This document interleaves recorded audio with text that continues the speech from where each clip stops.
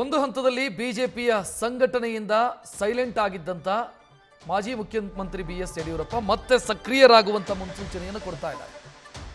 ಮೊನ್ನೆ ಅಮಿತ್ ಶಾ ರಾಜ್ಯ ಭೇಟಿಗೆ ಬಂದ ನಂತರ ಬಿಎಸ್ ಯಡಿಯೂರಪ್ಪ ಆಕ್ಟಿವ್ ಆಗಿದ್ದಾರೆ. ಕಳೆದ ವಾರ ರಾಜ್ಯಕ್ಕೆ ಅಮಿತ್ ಶಾ ಭೇಟಿ ನೀಡಿದ್ರು. ಆಗ ಬಿಎಸ್ ಯಡಿಯೂರಪ್ಪ ಅವರನ್ನು ಭೇಟಿಯಾಗಿದ್ದರು.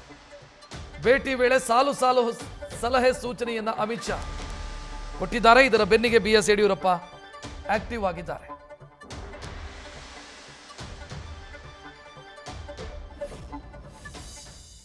ರಾಜಕೀಯ ಅಜ್ಞಾತವಾಸದಲ್ಲಿದ್ದಂಗಿತ್ತು ಮಾಜಿ ಮುಖ್ಯಮಂತ್ರಿ ಬಿಎಸ್ ಯಡಿಯೂರಪ್ಪ. ಅದು ಅಜ್ಞಾತವಾಸನ ಅಥವಾ ವಿಶ್ರಾಂತಿನ ಗೊತ್ತಾಗ್ತಾ ಇರಲಿಲ್ಲ, ಅಥವಾ ರಾಜಕೀಯ ನಿವೃತ್ತಿಯ ಮುನ್ಸೂಚನೆಯನ್ನು ಕೊಡ್ತಾ ಇದ್ರು ಬಿಎಸ್ ಯಡಿಯೂರಪ್ಪ ಗೊತ್ತಾಗ್ತಿರ್ಲಿಲ್ಲ. ಬಟ್ ಈಗ ಸಡನ್ ಆಕ್ಟಿವ್ ಆಗಿದ್ದಾರೆ. ಮೊನ್ನೆ ಅಮಿತ್ ಶಾ ಬಂದು ಹೋದ ನಂತರ ಬಿಎಸ್ ಯಡಿಯೂರಪ್ಪ ಮತ್ತೆ ರಾಜಕೀಯದಲ್ಲಿ ಸಕ್ರಿಯವಾಗುವಂಥ ಮುನ್ಸೂಚನೆಯನ್ನು ಕೊಡ್ತಾ ಇದ್ದಾರೆ.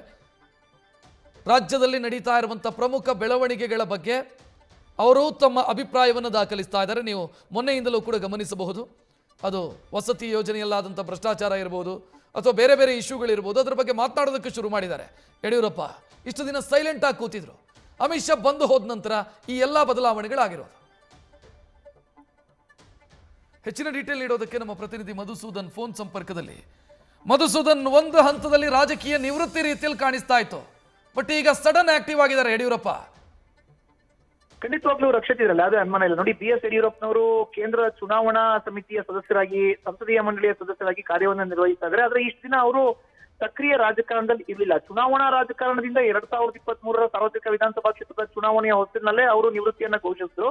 ಆದ್ರೆ ಸಕ್ರಿಯ ರಾಜಕಾರಣಿಯಾಗಿ ನಾನು ಇರ್ತೀನಿ ಅನ್ನೋ ಒಂದು ಮಾತನ್ನ ಹೇಳಿದ್ರು. ಬಿವೈ ವಿಜಯೇಂದ್ರ ಅವರು ರಾಜ್ಯಾಧ್ಯಕ್ಷರಾಗಿದ್ದಾರೆ.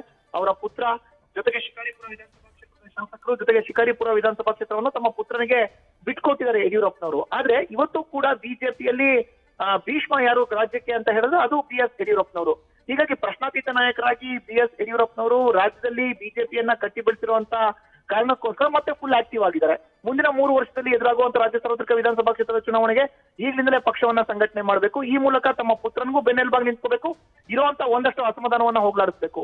ಇದೇ ಕಾರಣಕ್ಕೋಸ್ಕರ ಕಳೆದ ವಾರ ರಾಜ್ಯಕ್ಕೆ ಆಗಮಿಸಿದಂತ ಕೇಂದ್ರ ಗೃಹ ಸಚಿವ ಅಮಿತ್ ಶಾ ಅವರು, ನೀವು ಮತ್ತೆ ಸಕ್ರಿಯ ರಾಜಕಾರಣಕ್ಕೆ ಬನ್ನಿ, ರಾಜಕಾರಣಿಯಾಗಿ ಉಳ್ಕೊಳ್ಳಿ, ರಾಜಕಾರಣಿಯಾಗಿ ತಮ್ಮ ಅನುಭವದ ಅಮೃತ ದಾರಿಯನ್ನ ಈಗಿನ ನಾಯಕರಿಗೆ, ಸೆಕೆಂಡ್ ಲೇಯರ್ ಲೀಡರ್ಸ್ಗೆ ದಾರಿ ಇರಿ ಅನ್ನೋ ಒಂದು ಸಲಹೆ ಸೂಚನೆ ಮೇರೆಗೆ ಈಗ ಯಡಿಯೂರಪ್ಪನವರು ಮತ್ತೆ ಆಕ್ಟಿವ್ ಆಗಿದ್ದಾರೆ. ಬಿಜೆಪಿಯ ಪ್ರಧಾನ ಕಚೇರಿ ಜಗನ್ನಾಥ್ ಭವನಕ್ಕೆ ವಾರಕ್ಕೆ 2-3 ಬಾರಿ ಬರುವ ಮೂಲಕ ಮತ್ತೆ ಆಕ್ಟಿವ್ ಪಾಲಿಟಿಕ್ಸ್ ಅಲ್ಲಿ ಗುರುತಿಸಿಕೊಂಡಿದ್ದಾರೆ.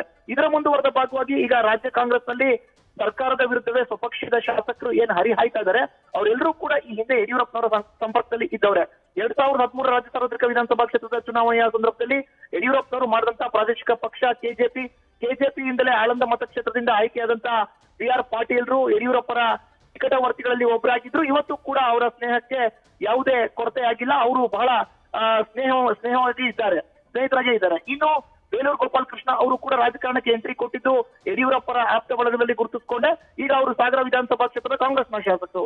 ಇನ್ನು ರಾಜು ಕಾಗೆ, ಹೇಳಿ ಕೇಳಿ ಬೆಳಗಾವಿ ಜಿಲ್ಲೆ ರಾಜಕಾರಣಕ್ಕೆ ಹೆಸರುವಾಸಿಯಾಗಿರುವಂತಹ ಜಿಲ್ಲೆ, ಅವರು ಈಗ ಕಾಗವಾಡ ವಿಧಾನಸಭಾ ಕ್ಷೇತ್ರದಿಂದ ಆಯ್ಕೆಯಾಗಿದ್ದಾರೆ, ಬಟ್ ಕಾಂಗ್ರೆಸ್ ಪಕ್ಷದಲ್ಲಿ ಇದ್ದಾರೆ. ಈ ಮೂವರು ಕೂಡ ಈಗ ರಾಜ್ಯ ಸರ್ಕಾರದ ವಿರುದ್ಧವೇ ಧ್ವನಿ ಎತ್ತೋದ್ರಿಂದ ಎಲ್ಲೋ ಒಂದ್ ಕಡೆ ಮುಂಬರುವಂತ ದಿನದಲ್ಲಿ ಯಾರ್ಯಾರು ಬಿಜೆಪಿಯಿಂದ ಬಿಟ್ಟು ಹೋದ್ರು ಅಥವಾ ಯಡಿಯೂರಪ್ಪರ ಆಪ್ತ ಬಳಗದಿಂದ ಹೊರಗಡೆ ಹೋಗಿದಾರೋ ಅವ್ರನ್ನೆಲ್ಲ ಮತ್ತೆ ಯಡಿಯೂರಪ್ಪರ ಆಪ್ತ ಬಳಗಕ್ಕೆ ಕರ್ಕೊಳ್ಳೋದು ಅಥವಾ ಬಿಜೆಪಿಗೆ ಕರ್ಕೊಳ್ಳೋದು ಒಂದು ಮಾಸ್ಟರ್ ಪ್ಲಾನ್. ಇತ್ತ KS ಈಶ್ವರಪ್ಪನವ್ರನ್ನು ಕೂಡ ಮತ್ತೆ ಪಕ್ಷಕ್ಕೆ ಸೇರಿಸಿಕೊಳ್ಳುವಂತ ಒಂದು ವೇದಿಕೆ ತೆರೆಮರೆಯಲ್ಲಿ ಸಿದ್ಧ ಆಗ್ತಾ ಇದೆ.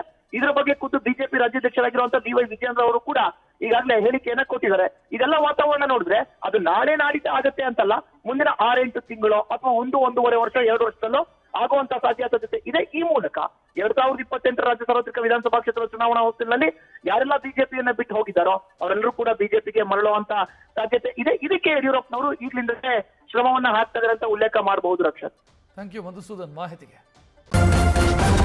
ನ್ಯೂಸ್ ಫಸ್ಟ್ ನಿರ್ಭೀತಿಯಿಂದ ನಿಮ್ಮ ಪರವಾಗಿ.